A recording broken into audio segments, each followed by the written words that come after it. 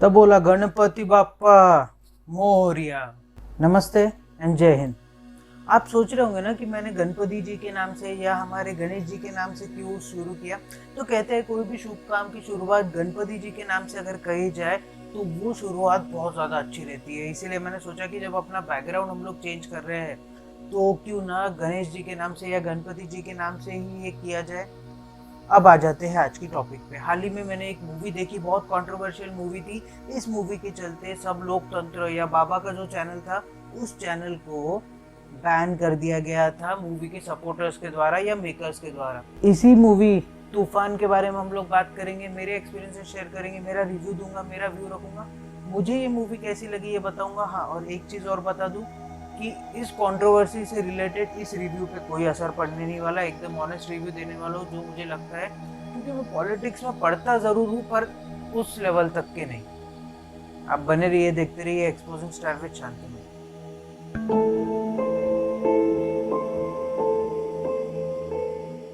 तो हाल ही में मैंने एक मूवी देखी, उस मूवी का नाम है तूफान। मच अवेटेड मूवी थी, फरहान अख्तर की मूवी थी। काफ़ी सालों बाद फरहान अख्तर छोटे पर्दे पे सही बट वापसी तो कर ही रहे थे। सबसे पहले इसके स्टारकास्ट की बात कर लेते हैं। सबसे पहले इसमें कौन है? इसमें है फरहान अख्तर। अब फरहान अख्तर बहुत जाना माना नाम है इंडस्ट्री का, मतलब चाहे वो बॉलीवुड हो, चाहे वो हिंदी फिल्म इंडस्ट्री हो या फिर वो वेब सीरीज इंडस्ट्री हो, हर इंडस्ट्री में फरहान अख्तर को सब लोग जानते हैं। फिल्मी बैकग्राउंड को बिलोंग करते हैं फिर भी फरहान अख्तर को हम लोग जानते हैं जिंदगी ना मिलेगी दोबारा जैसी मास्टरपीस मूवी से। ये मूवी इन्होंने कर रखी है। हालांकि मल्टी स्टारर मूवी थी बट फरहान अख्तर का रोल उसमें बहुत ज़बरदस्त था। इसके अलावा फरहान अख्तर की सबसे बेस्ट एक्टिंग जो मुझे लगी वो थी भाग मिल्खा भाग। उसमें भी इनको देखा गया था। तो फरहान अख्तर एक वर्सेटाइल एक्टर है। बहुत छोटा सा इनका करियर है, ज़्यादा लंबा करियर है नहीं as an actor, but Farhan Akhtar बहुत ज़बरदस्त है। इसके अलावा इसमें कौन है? इसमें है मेरे पर्सनल फेवरेट और एक्टिंग में सबके बाप परेश रावल। अब परेश रावल को शायद ही कोई होगा जो बॉलीवुड मूवीज देखते हैं और परेश रावल को जानता नहीं होगा। परेश रावल को हम लोग जानते हैं धर्म संकट में है नाम की मूवी से। धर्म संकट में है, अगर आपने मूवी नहीं देखी ना, देखिए कंट्रोवर्शियल टॉपिक जरूर था बट उसमें परेश रावल ने काम कर रखा है। और परेश रावल ऐसी ना कुछ जो समाज को सुधारने वाली मूवीज है उसमें कई ज्यादा काम करते आए हुए हैं। इसके अलावा परेश रावल को देखा गया था OMG, ओ माई गॉड नाम की मूवी में। ओ माई गॉड में अक्षय कुमार भी थे। हालांकि अक्षय कुमार बहुत ही छोटे से रोल के लिए थे, मेन सेंटर ऑफ अट्रैक्शन थे परेश रावल। तो परेश रावल को हमने कई सारी मूवीज में देखा है।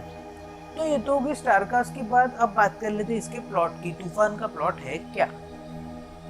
शुरुआत होती है डोंगरी के एक छोटे से इलाके से। अब मुंबई में जैसे हम सब लोग जानते हैं डोंगरी किस चीज़ के लिए मशहूर है। डोंगरी मशहूर है दाऊद इब्राहिम के लिए। वहाँ पे दाऊद इब्राहिम पला बड़ा पैदा हुआ, उसके बाद में दहशतगर्द बना, आतंकवादी बना।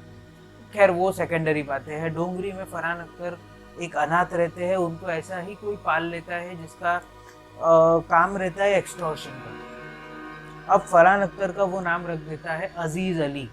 हम लोग उसको फरहान अख्तर ही समझेंगे, थोड़ा सा इजी पड़ेगा समझने के लिए। तो अजीज अली जो कि एक्सटॉर्शन रैकेट में कई गुना शामिल हो जाते हैं। इधर से पैसा उगाही करना, उधर से पैसा उगाही करना, दो लोगों में सेटलमेंट करना, क्योंकि यही उनकी परवरिश रहती है, यही जगह वो पले बड़े रहते हैं। अब उसके चलते फरहान अख्तर को कई बार हॉस्पिटल के चक्कर काटने पड़ते हैं क्योंकि गैंग वॉर होता है, मारा पीटी होती है। तो उस हॉस्पिटल में उनकी मुलाकात होती है एक लड़की से, एक डॉक्टर से। अब वो डॉक्टर उनका इलाज करने से कर देती है मना कि भाई मैं गुंडे बदमाशों का इलाज नहीं करती। फरहान अख्तर बाहर आता है, सोचता है कि भाई ये गैंगस्टर बन के अपन ने इज्जत तो बिल्कुल नहीं कमाई है, लोगों को हमसे डर जरूर लगता है पर इज्जत हमारे पास में है नहीं। फरहान अख्तर एक दिन अपने जिम में जाते हैं, वहाँ पे जिम में एक जने को वो बॉक्सिंग करते हुए देखते हैं। अब वो बॉक्सिंग करते हुए देखते ही फरहान अख्तर को ये लगता है कि यार ये गेम अच्छा है, उनका दिल आ जाता है उस गेम के ऊपर में।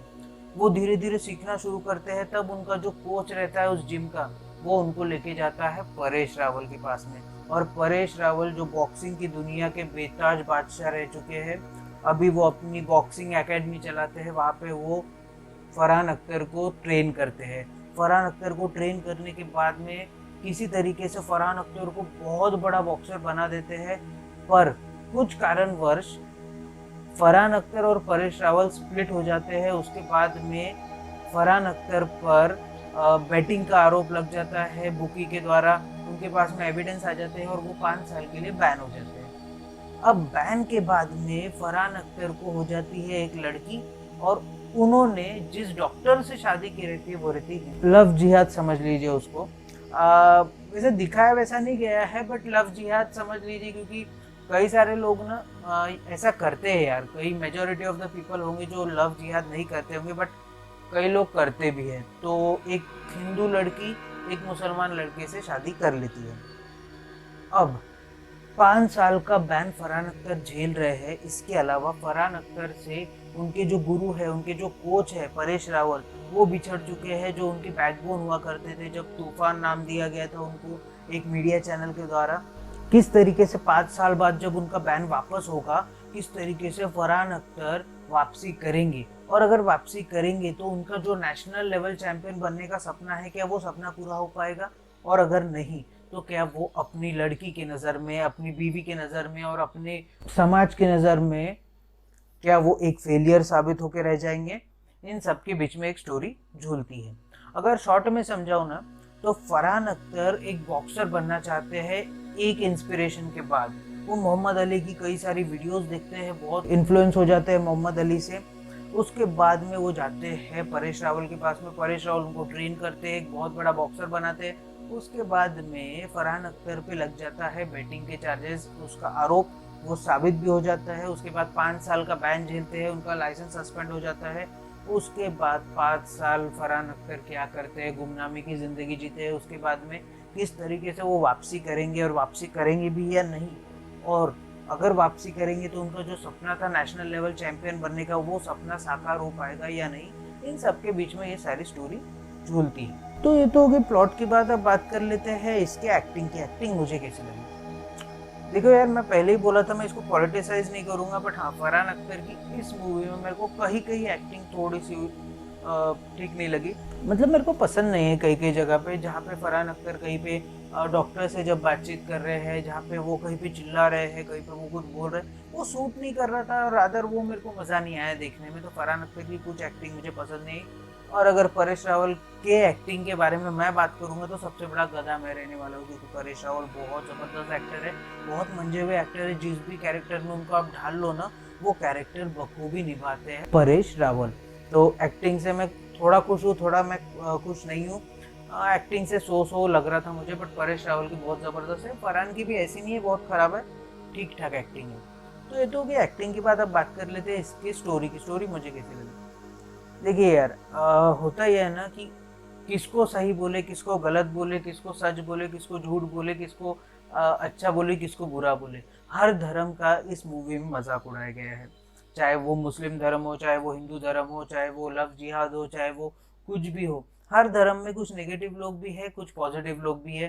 पर इस मूवी में मेरे हिसाब से ना कि हिंदू धर्म को ज़्यादा ही निगलेक्ट करते हुए दिखाया गया है, कि बहुत ज़्यादा एक्सट्रीमिस्ट है हिंदू लोग। इस टाइप से इसमें दिखाने की कोशिश की गई है, उससे मैं थोड़ा सा ऑफेंड हुआ। बट जाने दीजिए, हम लोग इसको पॉलिटिसाइज नहीं करने वाले हैं। फिर भी स्टोरी मुझे उतनी अप टू द मार्क नहीं लगी, क्योंकि इस टाइप की ही स्टोरी हम लोग देख चुके हैं यार, सलमान खान ने की है। तो स्टोरी में कुछ नयापन वैसा तो नहीं है, बट हाँ, ये ज़रूर बोलूँगा कि एक्टिंग वाइज और थोड़ा सा इमोशनल कर देगी स्टोरी आपको। सोशल मैसेज देने की कोशिश की थी स्टोरी ने, बट वो सोशल मैसेज सिर्फ एक विंग की तरफ ज़्यादा डाइवर्ट हो रहा है। तो स्टोरी मेरे हिसाब से, मैं पता नहीं, उसको वन टाइम वॉच रखूँ। ठीक, वन टाइम वॉच रख सकते हैं यार, पर वो भी ना प्रॉब्लम ये है ना कि कई लोग ऑफेंड होने वाला है, ये मैं श्योर हूँ। तो ये तो स्टोरी की बात। अभी आपको देखनी है या नहीं देखनी है मैं आप पे छोड़ता हूँ। अगर आपकी इच्छा है तो अमेजॉन प्राइम वीडियो पे आ रही है, जाइए देखिए, अगर आपकी इच्छा है तो। और आप क्या कर सकते हैं, अपने हाथों की सफाई का ज़रूर से ध्यान रखिए। बार बार अपने हाथों से अपने चेहरे को मत छूइए। इसके अलावा सोशल डिस्टेंसिंग का ध्यान ज़रूर रखिए, मतलब अपने में और अगले में कम से कम 10 से 12 फीट का अंतर रखिए। इसके अलावा भारत में बनी कोरोना वैक्सीन कई प्रक्रियाओं से गुजरने के बाद आप तक पहुंच रही है, तो जब भी आपकी बारी आए कोरोना वैक्सीन ज़रूर लगवाइए। इसके अलावा जब भी आप घर से बाहर निकले, अपने चेहरे को फेस मास्क से कवर करना ना भूलिए। इससे आप खुद की भी रक्षा कर पाएंगे और औरों की भी रक्षा कर पाएंगे। इसके अलावा लाइफ में कभी अगर आपको लो फील हो, कोविड की वजह से आपकी जॉब चली गई हो, आप पे इकोनॉमिक क्राइसिस आ गए हो, या कोई भी आपको प्रॉब्लम हो, तो इसके बारे में अपने घर वालों से बात कीजिए, जानने पहचानने वालों से बात कीजिए। डिप्रेशन में मत जाइए, डिप्रेशन को मार के इंडिया से भगाइए। और अगर मेरे पास में और भी कोई टॉपिक आता है तो उसके ऊपर मैं एक वीडियो बना दूंगा। तब तक के लिए आप बने रहिए, देखते रहिए एक्सपोजिंग स्टार विद शांतनु। जय हिंद।